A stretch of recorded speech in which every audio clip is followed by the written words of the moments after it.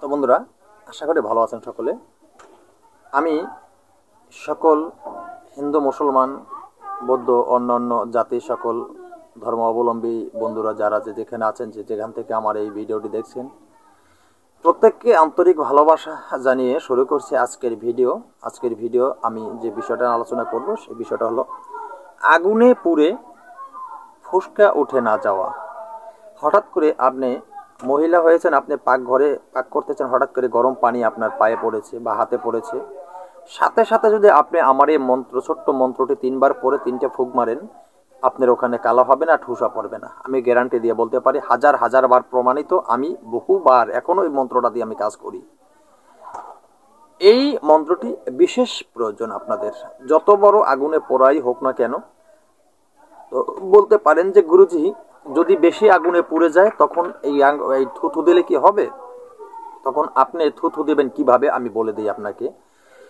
যখন আগুনে বেশি কারো শরীরে যদি এইভাবে কোনো ঘটনা ঘটে, তখন আপনি এই মন্ত্রটি পড়ে অরিজিনাল সরিষার তেলে আপনি থুথু দিবেন। 3বার পড়বেন, 3বার থুথু দিয়ে ওই তেলটা তার শরীরে মালিশ করিয়ে দিবেন।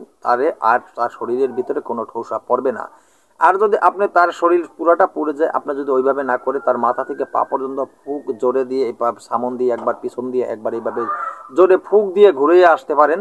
আপনি সামনে একবার, পিছনে একবার ফুঁক দিতে পারেন। এইভাবে যদি আপনি তারে 3বার অথবা 5বার অথবা 7বার আপনি ফুঁক দিতে পারেন, তাহলেই কিন্তু আর তার শরীরে কোনো ঠোসা পড়বে না, শরীরে কালো দাগ হবে না। এই পাওয়ারফুল মন্ত্রটি আমাদের বিশেষ করে মা বোনদেরও বেশি প্রয়োজন। তারা পাকঘরে রান্নাবান্না করতে গেলে তাদের বেশি প্রয়োজন হয়। অনেক সময় গরম পানি, ভাতের মার, ডাউল, তরকারি অনেক কিছুই তাদের শরীরে অনেক সময় ফোসকা এখানে ছিটে পড়ে। সাথে সাথে এই মন্ত্রটি আপনার মন্ত্রপুত করলে আপনার কিন্তু এই বড় বিপদ থেকে আপনি মুক্তি পাবেন। আপনার ওই জায়গাটা কালো হবে না, ঠোসা পড়বে না। তো সে বিষয় নিয়ে আলোচনা করতে গেলে সর্বপ্রথম সকল বন্ধুদের কাছে একটা অনুরোধ করব, যারা এখনও আমার এই চ্যানেলটি সাবস্ক্রাইব করেন নাই, প্লিজ চ্যানেলটি সাবস্ক্রাইব করুন, পাশে থাকা বেল আইকনটি বাজিয়ে নোটিফিকেশন করে দিন, চ্যানেলটি লাইক দিন, যাতে আমি নতুন ভিডিও আপলোড করার সাথে সাথে সবার আগে আপনার কাছে চলে যায়। তো বন্ধুরা, আমি সবসময় বলি যে আমার এই চ্যানেলটি একটি প্রশিক্ষণ চ্যানেল। আমার চ্যানেলের সাথে আপনি যুক্ত থাকলে আমার চ্যানেল থেকে তন্ত্রমন্ত্র যন্ত্র শিক্ষা করে আপনি কিন্তু ভালো একজন কবিরাজ হতে পারবেন, এমনকি মানব কল্যাণের জন্য আপনি কাজ করতে পারবেন।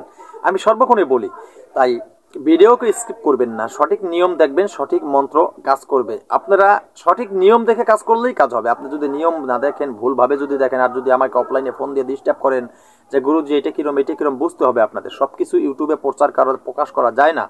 কিছু কিছু ভিডিও আছে, বান বিদ্যা, মারণ, উচ্চটানের কিছু ভিডিও আছে, প্যারালিসিস, বান, এরম ইত্যাদি ইত্যাদি যে ভিডিওগুলি আছে, সেই ভিডিওগুলি প্রচার করতে হয় সতর্কর মাধ্যমে। আপনার আগের মতন ভিডিও এখন যা তা প্রচার করা যায় না। ভিডিওর মাধ্যমে সব কিছু প্রচার করতে গেলে এই চ্যানেলের ভিতরে রিপোর্ট মেরে দেয়, এই চ্যানেল বাদ করে দেওয়া হয়। আমার এই চ্যানেলটা কিন্তু মাঝখানে 15 দিন বন্ধ ছিল। ওটা অকারণে ছোট্ট একটা ভুলের কারণে আমি একটা কথা বলেছিলাম, যে আমি একটা ভিডিও বানাইছিলাম, লিঙ্গবান বলে একটি ভিডিও আমি দিয়েছিলাম। সেই মন্ত্রটা আমি অবশ্যই কেটে দিয়েছি, কেননা আমার এই যে ভাষাটা আমি উল্লেখ করেছিলাম, এই ভাষাটা নিয়ে বারবার আলোচনা করেছিলাম, সেটাই আমার রং হয়ে গিয়েছিল। সেটা অনেকে যারা জানেন না, তারা তো অনেক কথা জিজ্ঞেস করেন, গুরুজি এইভাবে আমি অনেক বানবিদ্যা নিয়ে আলোচনা করা যায়, কিন্তু বানবিদ্যা তান্ত্রিক যারা তন্ত্রকীরে কাজ করবেন, তারা আর সেরা ইঙ্গিতে অনেকটা জিনিস বুঝে নেবেন। তো আমরা বলবো, কিন্তু যতটুকু আমার বলার ততটুকুই আমি বলবো। তো তাই এই যে মন্ত্রটি নিয়ে উপস্থিত হলাম, মন্ত্রটি আমি কণ্ঠস্থ একবার বলে দিচ্ছি।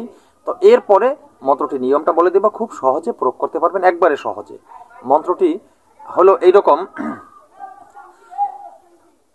বিসমিল্লাহি রহমানির রহিম। আগুন আগুন,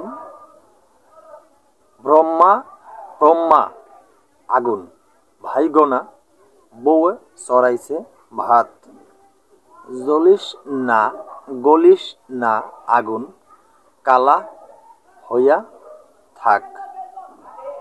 এই যে কথাটি, আপনি এই মন্ত্রটি আপনি ভালোভাবে মুখস্থ করে নেবেন। এমনকি যে কোনো শনিবার, মঙ্গলবার মন্ত্রটি মুখস্থ করবেন। যে কোনো দিন মুখস্থ করলে হবে না। বৃহস্পতিবার আর রবিবার কোনো কাজ করবেন না মন্ত্র দ্বারা।